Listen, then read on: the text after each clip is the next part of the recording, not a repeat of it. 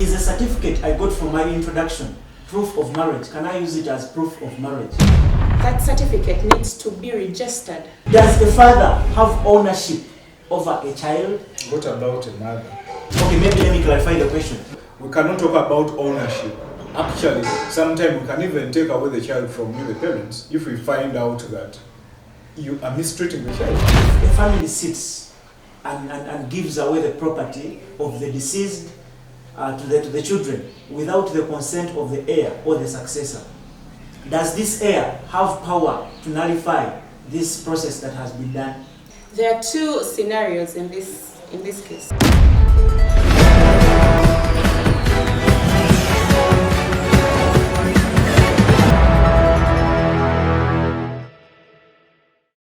Yes, viewers, I welcome you to this show, and today your host 𝐂𝐀𝐓𝐇𝐎𝐋𝐈𝐂 Gerard, and today from Holy Cross Family Ministries we are privileged to host two advocates. We are privileged to host two lawyers. One is Counsel Martha Rutaya and Counsel Frederick Semwanga. We are hosting them today and we are going to journey with them through a number of questions. There are many questions that bother you people out there. There are many questions that bother me, and these are legal questions that we do not understand. And I pray and know that by the end of this show, we shall understand some of the questions as we are going to ask these two advocates, and they're going to take us through and help us. We are going to start right away, and I'm going to first ask Counsel Semwanga, what is gender bias and inequity? We are just from Women's Day. Could you briefly tell us about that? Gender bias has its origin. Gender bias is looking at women and men in a different way. Yeah. And the gender inequity is treating men and women in a different way. But I'll straight away take you to gender equality, or what we call positive discrimination. That the Constitution of Uganda provided a remedy to what we call gender bias, and provided for what we call the positive discrimination, or what we call affirmative action. Affirmative action or positive discrimination is giving priority to issues that are of concern to women and girls. Yes. That putting women and girls at the forefront in terms of education, in terms of politics, in terms of access to development opportunities. So the Constitution of Uganda tried to provide a remedy whereby women, girls are given opportunities to come out, to develop. That's why we have the 1.5 addition as points. Yes. to the girl child. Yeah. That one is not available to the boy child. We have women MPs. We do not have men MPs. Yes. We have women councillors. We do not have men councillors. Yes. So this, in a way, is to try to give positive privileges to women as a group of people that have been previously discriminated against. So we no longer talk about gender bias, but we look at what is positive. How can we bring about balance between men and women? Okay. Thank you very much, Counsel Semwanga. Thanks for throwing more light on this. And I'll go straight to Counsel Martha. So, Counsel Martha, is a certificate I got for my introduction proof of marriage? Can I use it as proof of marriage? Thank you very much for the question. Yes, a certificate you got from your traditional marriage, what you called an introduction, yes, is proof that you introduced your husband to your parents, but that certificate needs to be registered for it to have more legal impact. Yeah, but otherwise it's good proof that you're married traditionally. Thank you very much, Counsel Martha. Ladies and gentlemen, these two counsels are from the Holy Cross Family Legal Support Desk. So as you view, as you watch, please subscribe to our channels and ask more questions that you would want us to give to these two councils to clarify the matters that perturb us out there in the community. And back to Council Semwanga. Does a father have ownership over a child? What about a mother? I'm coming back to you. Okay. Yeah.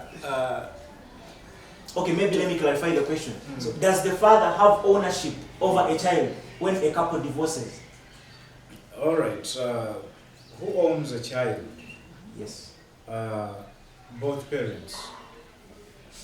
A child is produced by two people, a mother and a father. And according to our constitution, that's the constitution of the Republic of Uganda, a father and a mother both have equal responsibility over a child. Equal responsibility means looking after this child, providing food to this child, providing medical care for this child, providing education for this child. So it is equal responsibility. So after divorce, some people always rush in to divorce, but without knowing the implications of divorce. One of the implications of divorce, or one of the questions to be answered after divorce, is who takes custody of the children? That is one of the questions. Who takes custody of the children? The law is very clear that as long as the child is still below 6 years, he or she is supposed to be in the hands of the mother. But that is not mutually exclusive. It also depends on the circumstances. Because this child can be below 6 years, but when the mother is always in a bar, dancing karaoke, the mother is not available. Though the law is on her side, but she's supposed to be in custody, but the mother is not available. Let's say if the child is above 6 years, and could be the father can have the opportunity to have this child in his custody, but the father is always on the bus, trading in Kapchora, in Nairobi, and it is the mother who is available. So it is always circumstantial. It is not, there is no law that so and so should be in custody. But what court normally considers is the best interest of the child. That in the circumstance, where is this child going to be happy? Is it with the mother or the father? Some parents, especially men, justify and say, it is me with a lot of money, so I should take custody of the child. And then they send the child to the village, to the grandmother. Exactly. So, court normally considers and says, if you have the money, but the child can be happy with the mother, look after this child from the mother, take the money, send the money to the mother. So it is the guiding principle is, where is the child going to be happy? So they don't look at the interests of the parents. They look at the interests of the child. They consider the best interest of the child. That is always the guiding principle. So we cannot talk about ownership. Actually, sometimes we can even take away the child from you, the parents, if we find out that you are mistreating the child. Yes, we can take away that child from you. I didn't know about that. Yes. So you can't say, this is my child, when you are mistreating the child. So where is the child taken when he or she is taken away from the parents, if both of them are not responsible, or if both of them are not available for the child? Actually, the issue is not about irresponsibility. The issue is responsibility. They don't take away because you can't look after your child, so we take the child away. No. We can even take you to prison for failing to look after your child. Wow. Because some people will say, oh, we watched a program by Holy Cross Family Ministries where they're saying that if you can't look after your child, it will be taken away. Then people become irresponsible, such that these children are taken away from them. No, it is your duty as a parent to look after your child. If you cannot look after your child, you can even be taken to prison. Yes, for child neglect. It is an offense under the laws of Uganda. Wow. Thank you very much, Councillor Semwanga. I personally did not know that this can happen, that the child can be taken away from the parents. Wow, thank you for throwing more light. And now to Councillor Martha. So, another question. If a family sits and gives away the property of the deceased to the children without the consent of the heir or the successor, does this heir have power to nullify this process that has been done of distributing the property? Without the consent of the heir? Yes, if the family gives out the property without the consent of the heir. There are two scenarios in this case. There is one where a person died with a will, and there is one where the person died without a will. So, and both are governed by different laws. The same law, but different sections of that law. So, but in this case, I presume we are speaking about one without a will, where the family sat and went through the whole procedure of distribution of properties. And under the law, there are people who should be getting property of the deceased, and it's clear. So the heir cannot, unless the law has not been followed, unless that hierarchy of giving out that property of the deceased has not been followed, the heir cannot come and say, you're not supposed to get, you're not supposed to get, yet you're covered by the law. So all these things are protected, are all, the word is, I'm losing that word, but all these things are governed by a particular section of the law. So the heir can't come out of the law unless they've not followed procedure. That is when the heir can come and nullify the distribution of that property. Otherwise, the heir has no mandate to nullify. Okay. Because the heir has no authority. He's actually, you should add this word, it's called a customary heir. Is a Customary heir, yes. not a property heir. Yes. So his role is customary in nature. And customary roles do not include the distribution of property. Customary roles include looking after the matrimonial home, looking after the ancestral grounds. Those are the customary roles. Bringing the family together, those are the customary roles. But issues of distribution of property, the person in charge is called an administrator of the estate, who is appointed by law to deal with the estate on behalf of the rest of the family members.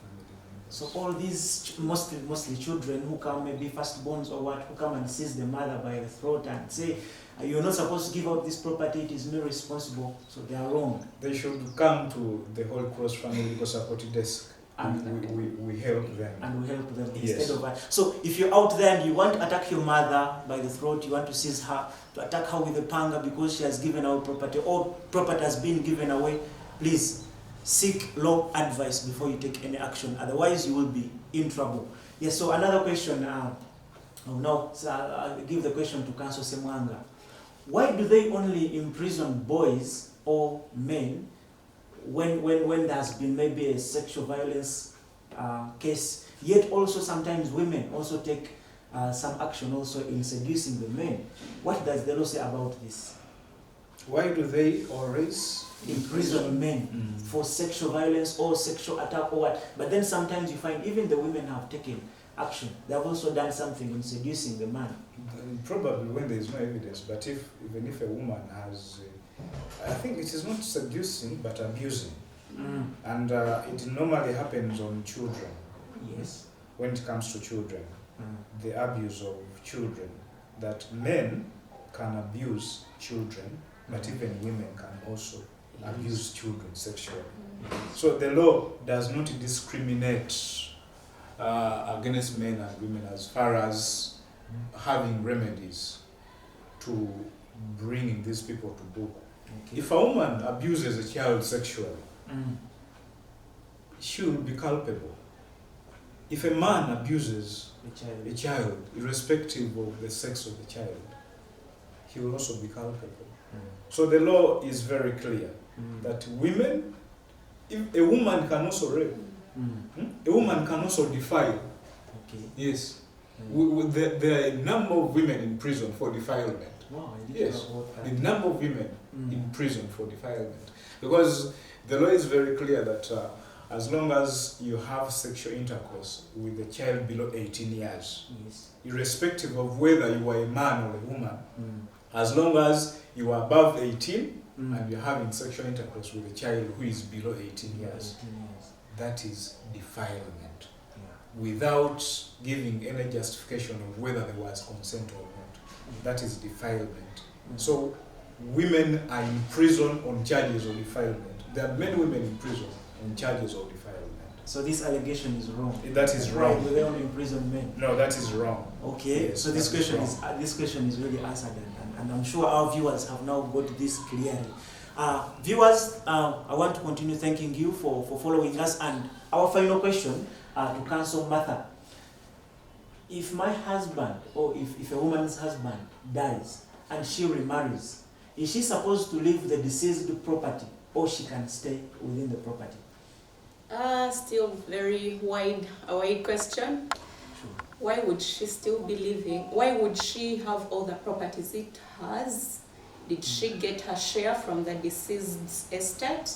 Because what is supposed to be done when a person dies, when a husband or a wife or a person who owns property dies, that property needs to be distributed within 6 months after appointment of an administrator, because the law requires that you file an inventory, within 6 months of acquisition of the letters of administration. So I wonder what the question meant. Does it mean property has not been distributed, or has she got her share in the deceased estate?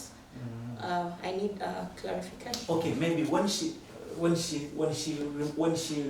marries another man, Yeah. can that man come into this property which she owns? Which property? Which Because property? Yes. what council has asked you, property is vast. Okay. A man can have a house in Kampala, land in Jinja, a building somewhere. But when this woman inherited this property, Yes. maybe what we are looking at here is the home. The home, yes, the home The where home. she was with the Yes, husband. yes. Yeah. Because there are many, we actually face these issues in society. Someone marries and okay, when he dies and the woman wants to remarry, the relatives of the deceased cannot allow her to do anything within the property. She cannot rent it out. She cannot let another man come in if she wants to marry another man. So that is what I'm asking. The law protects a widow. Yes. The law protects the widow's right to live and stay in a matrimonial home throughout her lifetime. Without intervention of the family member of the deceased relatives. Yes, but now the question is, when you remarry, are you still a widow? You're not a widow. So can you still stay in that house? Because the law does not give you ownership of the matrimonial home, but it gives you the right to occupy and stay in it throughout your lifetime. As long as you're a widow? Yes, as long as you're a widow. So when you remarry, are you still a widow? You're No, not a widow. you're not a widow. Yes. So you cannot, even morally, even in the eyes of the public opinion, Yes. how do you really bring a man and marry in your former husband's house? One, when they are children, all the children, you have brought a man within the house, Yes. your former husband's house. So I think a woman can remarry, but can move on somewhere else. The law does not prohibit a woman from remarrying after the death of the husband. But I think prudency calls that you go somewhere else outside your matrimonial home. So when she leaves the matrimonial home, and let's assume maybe she was appointed by the law to be the administrator.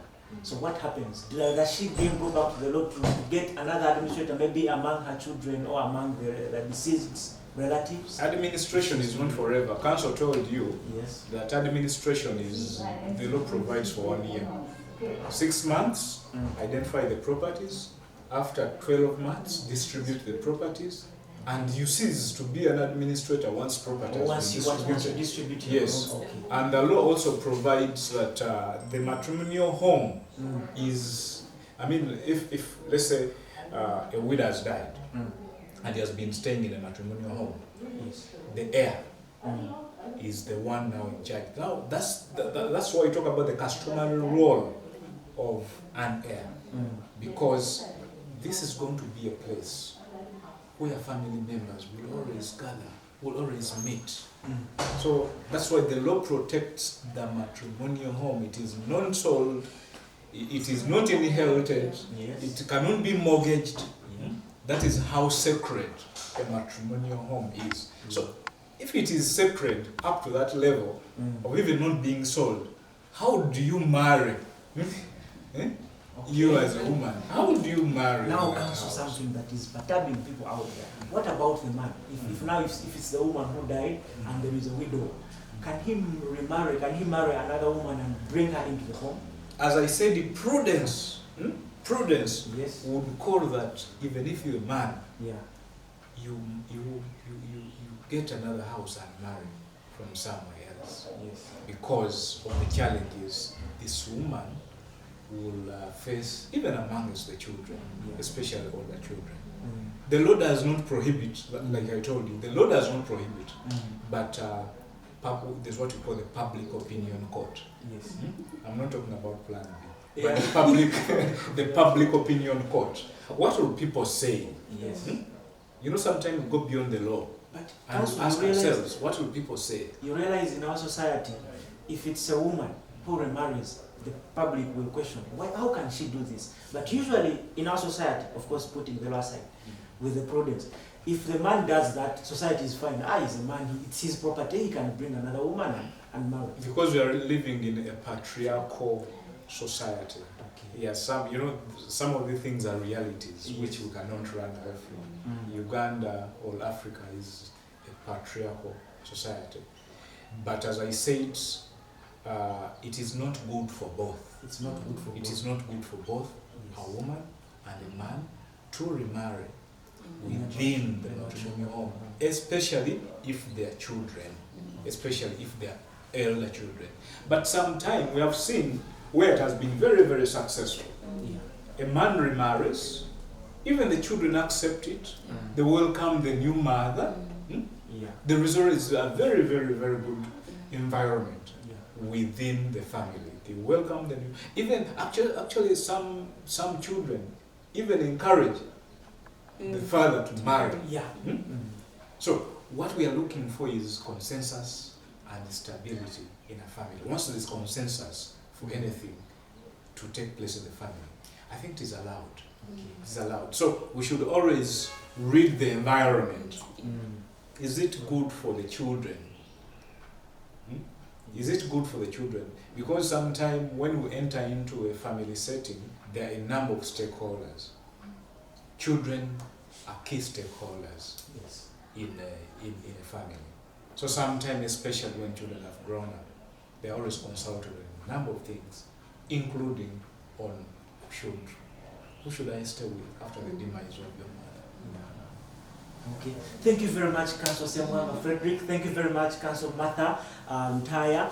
Thank you very much, our viewers. I want to take this opportunity to say thank you to Holy Cross Family Ministries management for organizing such a show, for organizing such a program. And I want to thank Holy Cross Family Ministries, the Family Legal Support Desk that also provides for us this, Council Semwanga and Council Martha, for giving us such wisdom that we did not know. I know most of us are going through these problems and these challenges, and I want to thank you, and I want to say please, thank you for accepting to follow this. Thank you for accepting to take what we give you. Continue subscribing on our YouTube channel,